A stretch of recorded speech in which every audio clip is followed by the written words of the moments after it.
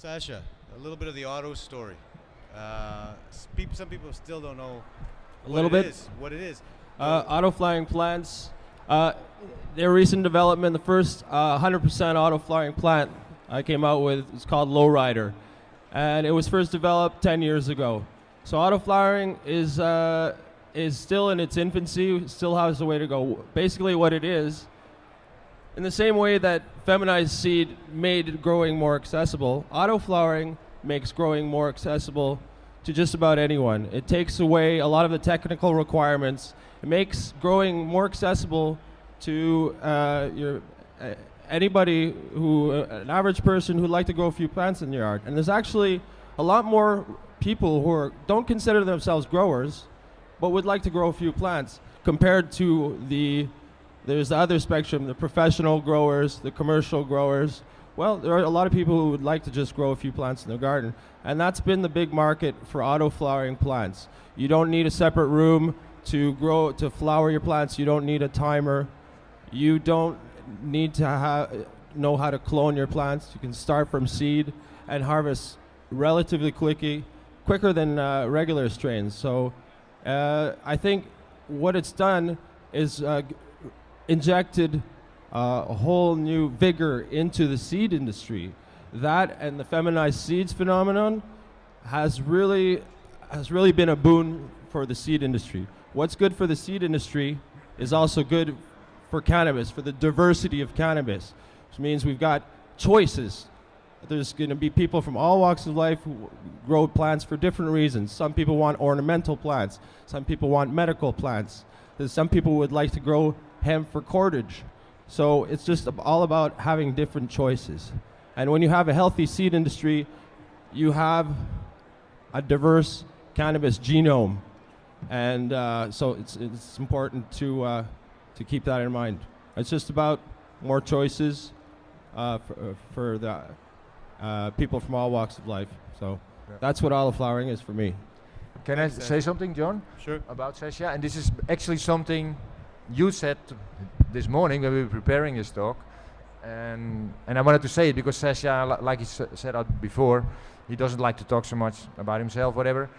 And it shows you how a breeder works. Because you were talking about there were plants, and you saw them, John, when you were with Sasha, and they were, bad-looking plants, and they started to, they were having a lot of those hairs. They were flowering, and they were looking no good, basically.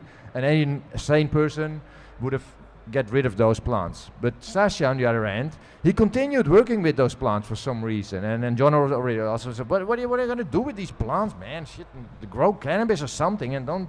No. And ultimately, this turned out to be the auto-flowering plants, which was, what we can see now, a big step forward in this industry. So it is sort of seeing something in plants or in what, which other people don't see necessarily, which brings it further. And that is,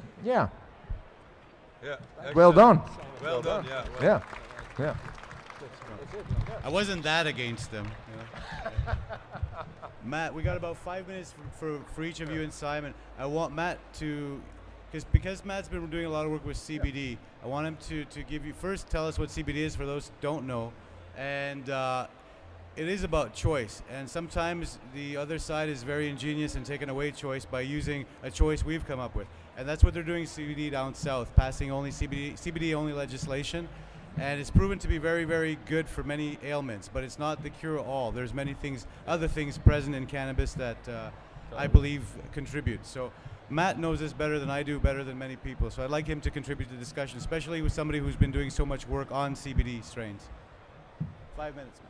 CBD is a cannabinoid. Most of you are going to know this. Many cannabinoids. CBD is a non-psychoactive cannabinoid, but the health benefits of CBD outweigh all other cannabinoids combined. If you look at it like a pie chart, and you put all the cannabinoids on the pie chart and sort of equate their medical value to it, CBD is going to take up like 75 to 80% of that pie chart in the medicinal values that are associated with CBD. Anti-spasticity, anti-inflammatory, pain reduction, you name it. The sort of CBD is the sort of medicinal future of medical cannabis. Now, I got in trouble last night for being on the boat cruise and only having CBD strains because we're going to flood everybody's receptors with CBD, and then nobody can get higher than the plane of existence that sort of happens with CBDs.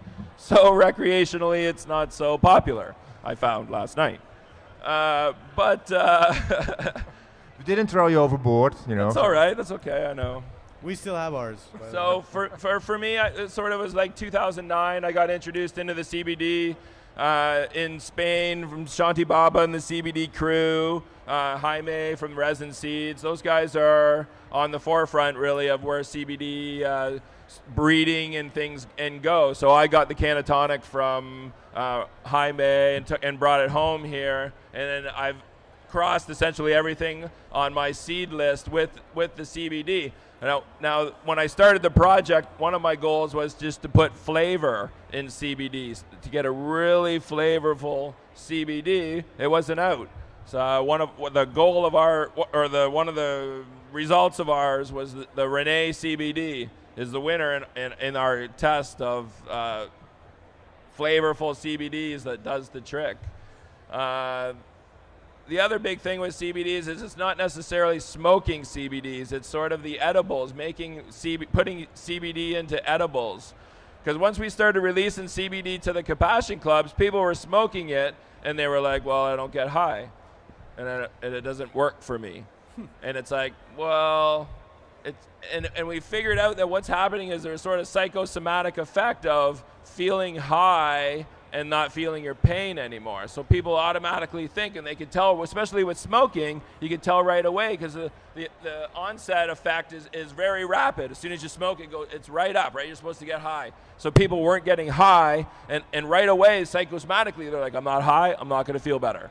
So it was along, especially with the high CBDs, low THCs, before CNN's Sanjay Gupta thing, guys couldn't sell. They were like, why are you growing that strain? High CBD, no THC, it's going to sit there, no one's ever going to buy it, right? Nobody knew, nobody understood sort of what was happening. But with the edibles was a little different because the onset is a little more gradual, and you don't expect to get high right away. And, people are like, holy cow, I got up out of the chair and walked into the kitchen and got my own drink. And you see that. So the CBD craze is sort of coming around now. But the thing I want to say is that Colorado, especially with the Sanjay Gupta and the seizures and families were moving to Colorado, specifically looking for, I need to get the Charlotte's Web for my daughter. She has the same conditions, and people were uprooting their families and moving to Colorado, and they would get their hands on that strain and they would give it to their daughter, and it didn't work.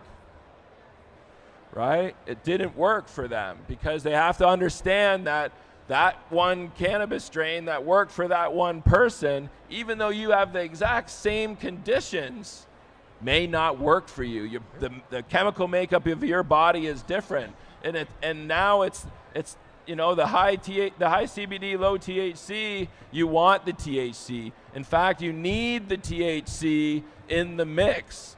So, last time I was in Spain, they were saying that 25% CBD to 75% THC was the number one killer of cancer cells. Is that true? It may be true just for the person that they tested it on. May I interrupt? We are also working in another project that is the medical cannabis bike tour. There was even, and that is a ride in Spain over 400 kilometers in 3 days. And there was one guy, John, from Canada joining us there. But the reason I come to the medical cannabis bike tour is that we are funding research of the scientist Professor Guzman and in the Complutense University of Madrid, who does research on THC, how it could and CBD, how they can treat cancer with the cannabinoids. And they found out that THC, in fact, is the main ingredient, the best cannabinoid to kill cancer cells. In other diseases, CBD is far better for other diseases, but in cancer it is THC which is so important, and especially a high level of THC. So what CBD also does is to level out the anxiety and so what I'm trying to say is you can have a high dosage of THC if you combine it with CBD, so that the effect becomes stronger and the cancer cells are killing themselves more rapidly. Within even proven, that is proven to that they for about 90% within 3 weeks that the cells are killing themselves if treated with cannabinoids. So I asked them, if you would get tumors, would you use cannabis? And they say absolutely yes. They would make their own Rick Simpson oils or extracts to administer to themselves, because it's not available on the market, except for Sativex, which doesn't do so well. Okay. We have about 5 minutes left, I believe. So Simon, I want to hear. You've seen it all. So you've seen the CBD craze, you've seen the auto, the femme. So I want to see what is it going to look like in 5-10 years. Well, thank you, John, for reminding me of my age. Yes, I've seen it all, right? And I think, well, you know, looking into the future, into the glass, the crystal ball, or whatever, is of course always difficult, and you never know, because sometimes, like the mobile phone, nobody saw it coming. And but I think, yeah, it could go. You can see different developments in nowadays, and what I see personally is, the whole growing industry, the legalization. I think that's the big thing. Legalization promotes variation in different shapes and forms, but also experimentation. Because if it's legal to grow, that the surface area, the amount of plants people can grow and people and researchers can grow, are not limited anymore, or you know, not so much. And we had to do all on the ground. But already Sasha was saying that his father was taken away, and he was, you know, that brought the fear, and for the rest of his life, basically, you know, for police taking you away or family members away, etc. Anyway, sorry, I'm. But when that is not there, you see it in Colorado. I've been to Colorado recently, and I've seen a place with 3,000 lights, you know, and plants, and a lot of the area was devoted to research and development. So if that is so big, if the numbers are so huge, then you make progress so much quicker than if you have to do it all in small spaces and underground and hidden, and the police comes and takes it all away, you know. And that is horrible to experience that.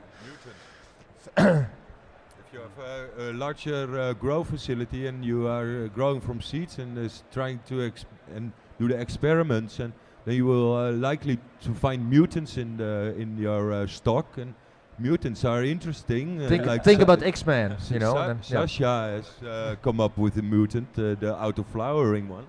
And so there might be new possibilities for new exploration, the cannabis even more. That's interesting for the future. When it's legal, we are able to do so. Terpenoid isolation. All right, and before we get another hour, because we don't have it, I'd like to thank them once again. Once we have Luke from Paradise. John, 1 moment. I know that we're running short, but okay. Terpenes is the next thing. I'll give you 1 minute, Matt. Explain terpenes in 1 minute. Oh no, just you know, cannabinoids. We talk cannabinoids. We talk CBD. We talk all this stuff. But the one sort of area that we haven't explored is sort of terpenoids and the relationship between terpenoids and healing and needing those essential smells that are there. They have major therapeutic effects.